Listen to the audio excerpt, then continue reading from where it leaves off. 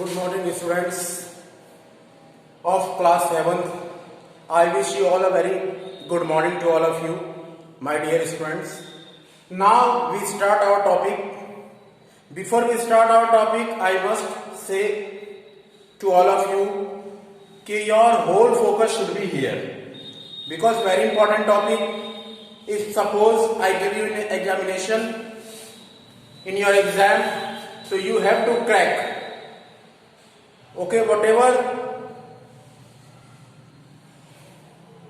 whatever sentence of direct speech will be there, you have to crack. So to crack this, you have the knowledge how to crack. So before we start, I advise you कि your concentration should be here. Okay, आपका सारा ध्यान यहाँ होना चाहिए. Now we start our topic. Yesterday I taught you the basic of direct and indirect speech. कि what are the important point to discuss from direct to indirect while converting from direct to indirect. Okay, what is the most important things we need to remember in our mind? We need to be focused. कि what to do, what not to do. What are the 4 types of sentence like historical. So yesterday I taught you कि when you convert from direct to indirect, when your reported speech, already I told you there are 2 kind of things in direct speech. So before that I taught you कि what are the difference between direct and indirect. Direct speech, actual word is spoken by the speaker, and indirect actual word is not spoken by the speaker. ठीक है, direct indirect में मैंने आपको बताया था अंतर direct होता है जिसमें एक्चुअल वर्ड स्पीकर के द्वारा बोला जाता है, और इनडायरेक्ट में एक्चुअल वर्ड स्पीकर के द्वारा नहीं बोला जाता. Then I taught you there are 2 things in direct speech, reported word, reported speech. When you see the sentence outside the inverted comma, when you see the sentence outside the inverted comma, it is said to be reported verb. When you see the sentence in inverted comma, when you see the sentence in inverted comma, it is said to be reported speech. मैंने आपको कल बताया था जो inverted comma से बाहर होगा वो reported verb होगा, और जो inverted comma के अंदर दिया होगा वो reported speech होगा. Then I taught you that if your reported verb is given in past, so your reported speech, tense, person, everything will be changed. Okay, and when your reported verb is not given in past, it is given in present or future, so only person will be changed but tense will not be changed. It is remain unchanged. मैंने ये भी बोला था कि अगर reported verb past में दिया तो indirect speech में direct speech के reported speech में परिवर्तन होगा, उसके tense में, उसके person में, सब जगह. ठीक है, लेकिन अगर डायरेक्ट स्पीच आपका प्रेजेंट या फ्यूचर में दिया हो, मैंने इसको बना के भी बताया था कि अगर रिपोर्टेड वर्ब आपका प्रेजेंट या फ्यूचर में दिया हो तो रिपोर्टेड स्पीच के टेंस में कोई परिवर्तन नहीं होगा, केवल उसके पर्सन में परिवर्तन हो सकता है. Okay, then I taught you that there are 4 things given in reported speech like your historical fact, proverb, universal truth or habitual fact. So whether reported verb is given in past, but your reported speech will not be changed, because in these 4 sentences, whether your reported verb given in past, but reported speech will not be changed, it will remain unchanged. ठीक है, तो यहाँ तक तो हमने देखा था कि 4 चीजें जो historical fact, universal truth, proverb और हैबिचुअल फैक्ट दिया हो तो भले रिपोर्टेड वर्ब पास्ट में हो, लेकिन हम रिपोर्टेड स्पीच में कोई परिवर्तन नहीं करेंगे. वैसे हम लोग जानते हैं कि रिपोर्टेड वर्ब में हम कब रिपोर्टेड वर्ब जब पास्ट में दिया हो तो रिपोर्टेड स्पीच में परिवर्तन करते हैं, लेकिन वो सब सामान्य चीजें दी हो. जब ये historical fact, universal truth, habitual fact और प्रोवर्ब न हो तब. लेकिन जब ये चारों चीजें आ जाएगी तो भले वो पास्ट में हो, हम इसमें परिवर्तन नहीं करेंगे. आगे अब हम लोग पढ़ेंगे, further we discuss about the sentence by sentence, step by step. Okay, तो अब हम असर्टिव सेंटेंस में देखेंगे कि कैसे हम लोग बनाते हैं डायरेक्ट से इनडायरेक्ट. सबसे पहले हम क्या बदलाव करेंगे, said to को told में बदलेंगे. किस में बदलेंगे, said to को told में बदलेंगे. और सुनिए, और अगर केवल said दिया होगा तो said रखेंगे, said to दिया होगा तभी told होगा. दूसरा परिवर्तन हम क्या करेंगे, जो आपका इन्वर्टेड कॉमा है उसको हटाकर कंजक्शन दैट का प्रयोग करेंगे। किसका प्रयोग करेंगे? कंजक्शन दैट का प्रयोग होगा। ठीक है, कंजक्शन दैट का प्रयोग होगा। तीसरा जो आपका रहेगा, ठीक है, पर्सन में बदलाव होगा। कल मैंने बताया था पर्सन में बदलाव होगा। चौथा टेंस में बदलाव होगा। चौथा टेंस में बदलाव होगा। सुनिएगा, पर्सन में बदलाव कैसे होगा अब मैं आपको एग्जाम्पल के माध्यम से समझा रहा हूं। ठीक है, now I explain you with the help of this example. You just see here, your focus should be here. With the help of this example, I am going to tell you कि how to convert from direct to indirect and how to convert person, how to change the person, how to change the tense. Direct speech है, जहां मैंने कहा he said to me,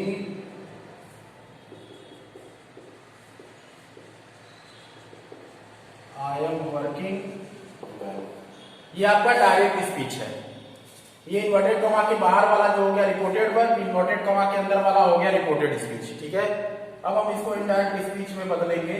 सबसे पहले he said to को told में बदल दिया, फिर मी लिख दिया ऑब्जेक्ट, इन्वर्टेड कॉमा हटाकर दैट का प्रयोग कर दिया, ये भी हो गया। अब देखिए रिपोर्टेड स्पीच का ये फर्स्ट पर्सन है आई और बी, ये बदलेगा आपका रिपोर्टेड वर्ब के सब्जेक्ट के हिसाब से। रिपोर्टेड वर्ब का सब्जेक्ट यहाँ पे है, तो ये रिपोर्टेड वर्ब का सब्जेक्ट है और ये मी जो है रिपोर्टेड वर्ब का ऑब्जेक्ट है। तो ये जो रिपोर्टेड स्पीच है इसका जो फर्स्ट पर्सन आई और बी क्या होता है? First person. ये रिपोर्टेड वर्ब के सब्जेक्ट के हिसाब से बदलेंगे। रिपोर्टेड स्पीच का जो सेकंड पर्सन मतलब यू जो होगा वो वर्ब वो रिपोर्टेड वर्ब के ऑब्जेक्ट के हिसाब से बदलेगा। और रिपोर्टेड स्पीच का जो थर्ड पर्सन में क्या क्या आएगा? ही, शी, इट या कोई नेमिंग वर्ड, वो किसी के हिसाब से नहीं बदलेगा, ना तो ऑब्जेक्ट के हिसाब से ना सब्जेक्ट के हिसाब से, वो वही का वही रहेगा। तो आई जो है ये फर्स्ट पर्सन है, तो ये ही के हिसाब से बदलेगा, तो क्या हो जाएगा? ही। जब ये बदलेगा इसके हिसाब से तो यहाँ पे जो रहेगा वही यहाँ पे हो जाएगा। ठीक है, ये नहीं लिखेंगे, ये बदल के इसमें बदल जाएगा, तो यहाँ पे जो चीज रहेगी वही यहाँ पर लिखी जाएगी। अगर ही है तो ही, शी है तो शी, दे है तो दे, कोई नाम है तो अगर लड़के का नाम है तो ही, लड़की का नाम है तो शी। ठीक है, उस हिसाब से बदलेगा। इसके बाद ये देखिए टेंस की बात आती है। ईजेमार के साथ आईएनजी, इसका मतलब प्रेजेंट कॉन्टिन्यूअस दिया, हम इसको पास्ट कॉन्टिन्यूअस में बदलेंगे।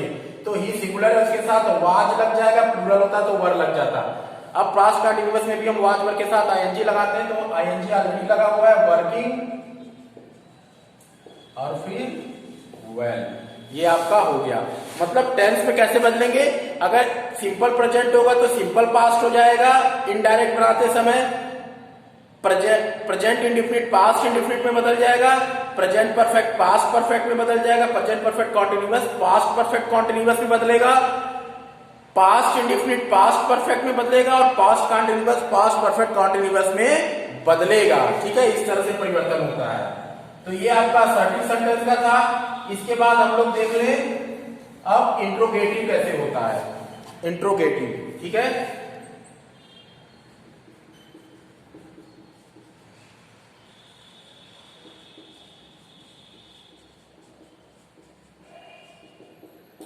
सबसे पहले ध्यान दीजिएगा इंट्रोगेटिव सेंटेंस जो होगा उसमें सबसे पहले हम हेल्पिंग वर्ड टाइप में क्या करेंगे? सेड। अब इसमें देखिएगा सेड या सेड टू को हम आस्क्ड या इंक्वायर्ड में बदलेंगे। आस्क्ड या इंक्वायर्ड में बदलेंगे। उसके बाद जो आपका इन्वर्टेड कॉमा है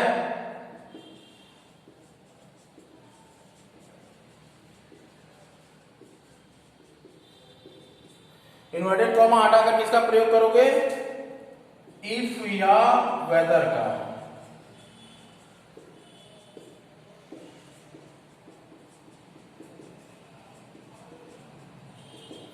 उसके बाद तीसरा बदलाव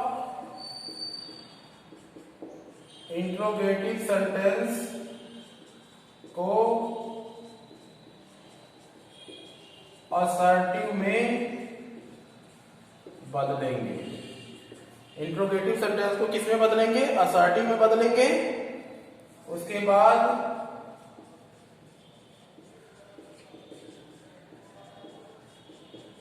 पर्सन में बदलाव और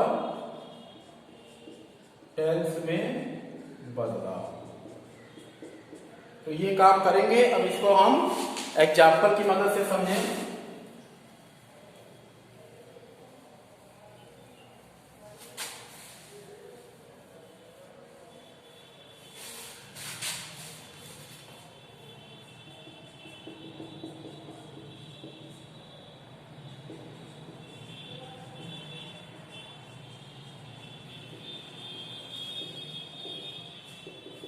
ठीक है, my father said to him, will you do your work?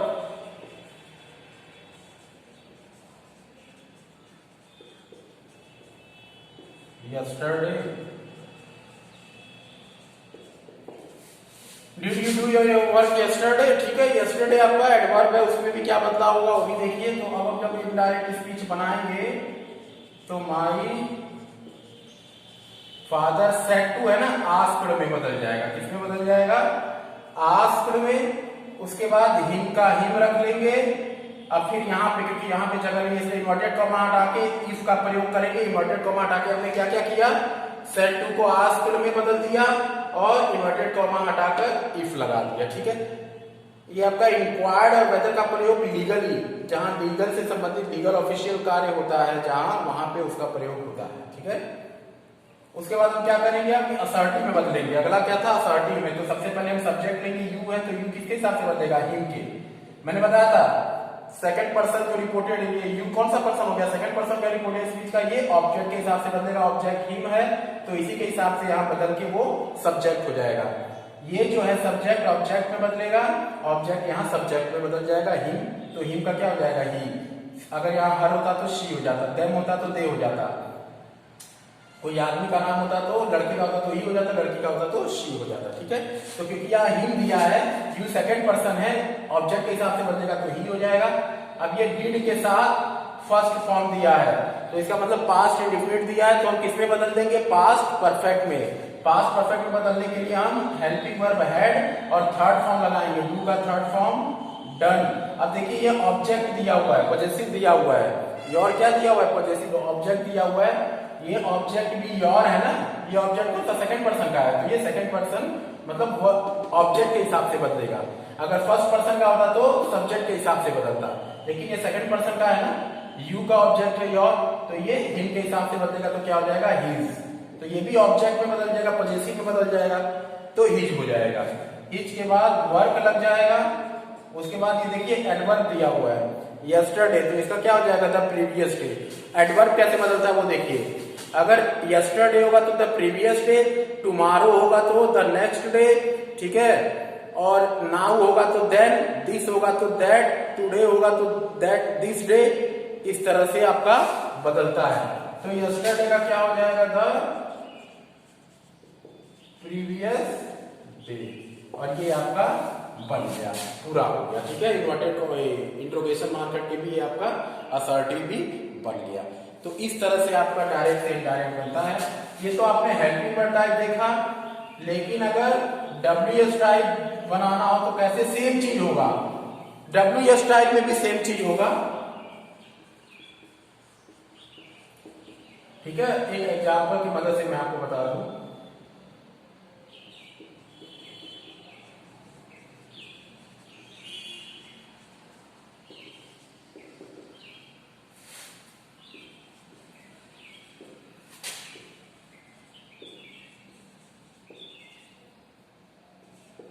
देखिए अब ये आपका वॉट लग गया, मतलब WS टाइप हो गया। अब इसको जब हम बनाएंगे तो माई फादर सेड या सेड टू का आस्क्ड हो जाएगा, ये तो ठीक है, लेकिन एक ही चीज यहाँ पे परिवर्तन होता है, इन्वर्टेड कॉमा हटा के हेल्पिंग वर्ब टाइप में जहां हम इफ लगा देते थे, इफ या वेदर, यहाँ पर है इन्वर्टेड कॉमा हटाकर हम इफ या वेदर का प्रयोग नहीं करेंगे। हम जो यहाँ पे WS टाइप जो क्वेश्चन वर्ड दिया है उसी क्वेश्चन वर्ड को यहाँ पे हम उतार देंगे। व्हाट है तो व्हाट, हु है तो हु है तो हु। उसके बाद हम इसको वही असर्टिव में बदलेंगे। सब्जेक्ट देखिए ही है, ही थर्ड पर्सन है, ये किसी के हिसाब से नहीं बदलेगा तो ही का ही रहेगा। अब ये हैज के साथ थर्ड फॉर्म दिया है, प्रेजेंट परफेक्ट दिया हुआ है, इसको हम पास्ट परफेक्ट में बदलेंगे तो क्या हो जाएगा, हैड और थर्ड फॉर्म दिया हुआ है डन। ये आपका बन गया WH टाइप। ठीक है, इस तरह से बनता है। इसके बाद हम देखें अब इंपरेटिव सेंटेंस कैसे बनता है। इंपरेटिव सेंटेंस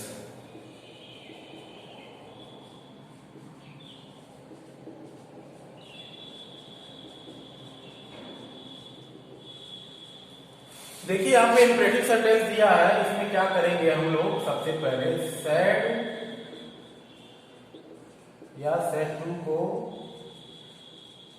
हटाकर रिक्वेस्टेड, अगर रिक्वेस्ट दिया तो रिक्वेस्टेड, ऑर्डर दिया है तो ऑर्डर,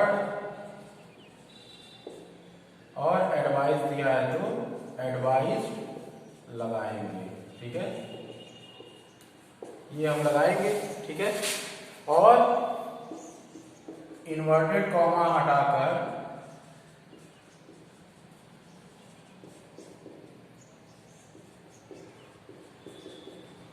टू का प्रयोग करेंगे। ठीक है, एग्जाम्पल की मदद से समझे कैसे होगा। ठीक है,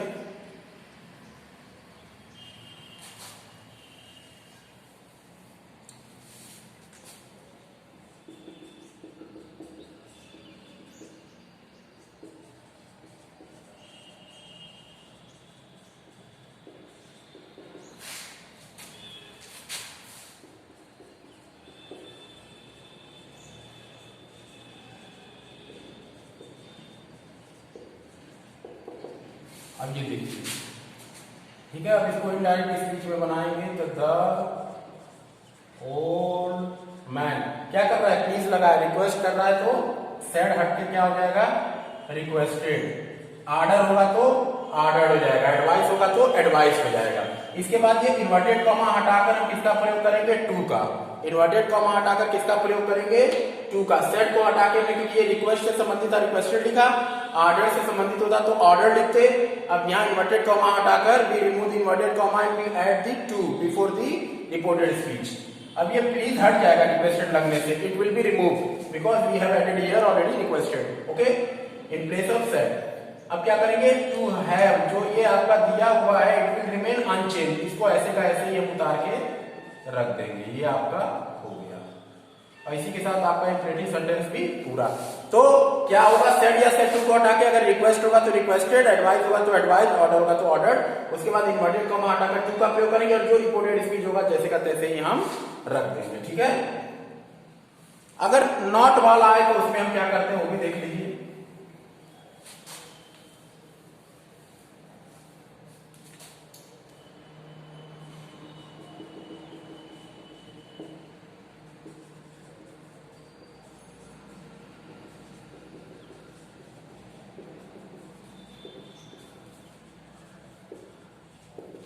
The boy said, "Do not disturb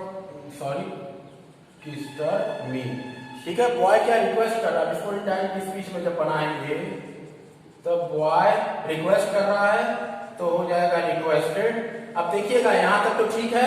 अब ये डू नॉट वाला नेगेटिव वाला है तो इसमें क्या करेंगे, सबसे पहले नॉट लगा देंगे, उसके बाद टू लगाएंगे। टू के पहले नॉट लगाते हैं। इंपरेटिव में जब नेगेटिव दिया हो तो जो सेड की जगह अगर ऑर्डर है तो ऑर्डर, एडवाइस है तो एडवाइस, रिक्वेस्ट तो रिक्वेस्टेड लगा देंगे। उसके बाद टू के पहले नॉट लगा देंगे, तब टू लगाएंगे, और फिर ये डॉट की जगह तो नॉट टू हो गया, डिस्टर्ब।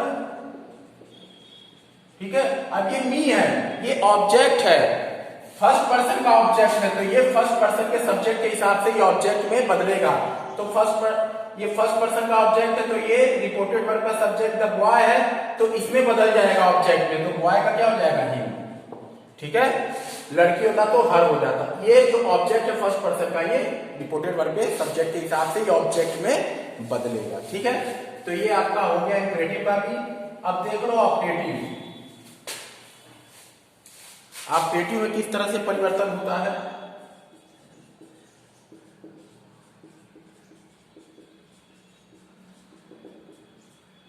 ऑप्टेटिव सेंटेंस में हम क्या करते हैं, सेड या सेड टू की जगह, सेड या सेड टू की जगह हम विश्ड, ठीक है, और प्रेड और डिजायर्ड, कर्स लगाएंगे, ठीक है। और इन्वर्टेड कॉमा को हटाकर दैट का प्रयोग करेंगे, दैट का प्रयोग करेंगे, ठीक है। अब देखिए कैसे बनेगा, इन्वर्टेड कॉमा हटा के कंजंक्शन दैट का प्रयोग करेंगे। अब देखिए एग्जाम्पल की मदद से कैसे बनेगा।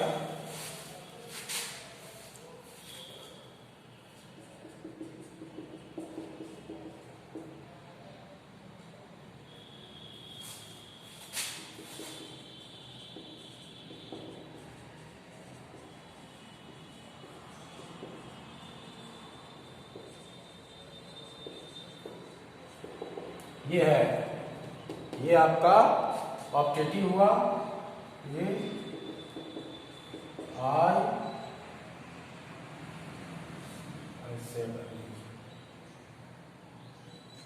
आई प्रेड, सेट की जगह प्रेड हो जाएगा, फिर दैट लग जाएगा, दैट गॉड, अब मे का क्या हो जाएगा, माइट हो जाएगा, गॉड माइट गिव। अब देखिए यू है ना, एक चीज ध्यान दीजिएगा, ऑब्जेक्टिव में जब हम बनाते हैं तो यहाँ भले ऑब्जेक्ट ना दिया हो, लेकिन हम यहाँ ऑब्जेक्ट मान लेते हैं, तो यहाँ टू मी छुपा होता है ये।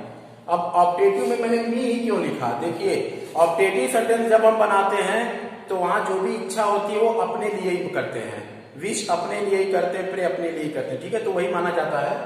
तो यू जो है ये सेकंड पर्सन का ऑब्जेक्ट है, तो ये यू जो है सेकंड पर्सन का सब्जेक्ट है, ठीक है, यू सेकंड पर्सन का यू जो है सेकंड पर्सन है रिपोर्टेड स्पीच का, यू क्या है रिपोर्टेड स्पीच का सेकंड पर्सन है, ये बदलेगा रिपोर्टेड वर्ब के ऑब्जेक्ट के हिसाब से, तो यू जो है मी के हिसाब से बदलेगा, तो क्या हो जाएगा, यहां पे मी हो जाएगा, क्या हो जाएगा, मी।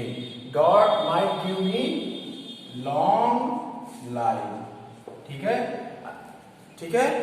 खाली ऑब्जेक्टिव में ऐसा करते हैं, नहीं तो अन्य सेंटेंस में भी अगर न दिया हो तो ऑब्जेक्ट आप लगा सकते हैं, लेकिन ऑब्जेक्टिव को छोड़ के अन्य सेंटेंस में जो ऑब्जेक्ट आप लगाओगे, लगाना चाहो तो वो थर्ड पर्सन ही लगेगा, हिम लगेगा, हर लगेगा, देम लगेगा, केवल ऑब्जेक्टिव को छोड़ के। लेकिन ऑब्जेक्टिव में जहां विश की बात हो रही है वहां केवल अपने लिए ही लगाते हैं, अपने लिए विश मांगते हैं, तो मी होता है, ठीक है। तो ये आपका सेंटेंस बन गया, समझ में आ गया।